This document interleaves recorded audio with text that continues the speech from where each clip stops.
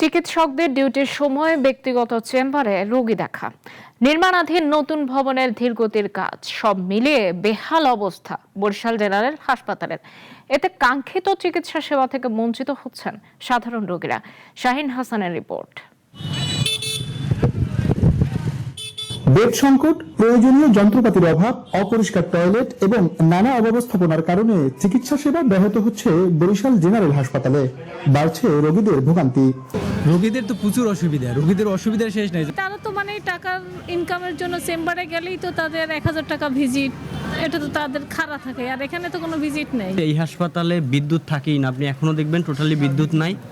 বাথরুমের অবস্থা খুবই শোচনীয়। ভেতরে গেলে সুস্থ মানুষ অসুস্থ হয়ে তারপরেই বাইরে ফিরতে হয়। সংকট নিরসনে নির্মাণাধীন 250 শয্যার নতুন হাসপাতাল ভবনের কাজ চললেও অগ্রগতি খুবই ধীর। বারবার প্রকল্পের মেয়াদ বাড়ানোয় ক্ষোভ প্রকাশ করেছেন রোগীর স্বজনরা। এ বিষয়ে গণপূর্ত বিভাগ জানিয়েছে, নির্মাণাধীন 250 শয্যার হাসপাতালের কাজ 2027 সালের মধ্যে শেষ করে হস্তান্তরের লক্ষ্য রয়েছে। 27 সাল পর্যন্ত এটা মেয়াদ বৃদ্ধি করা হয়েছে। আমরা তার আগেই এটাকে হ্যান্ডওভার দেওয়ার জন্য প্রস্তুত করতে পারবো।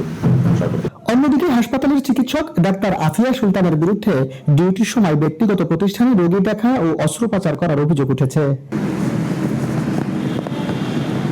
নাগরিক টিভির গোপন ধারণ করা ভিডিওতে তাকে একটি বেসরকারি প্রতিষ্ঠানে রোগী দেখার পর সিজারিয়ান অপারেশন করতে দেখা যায়, যদিও তিনি অভিযোগ অস্বীকার করেন।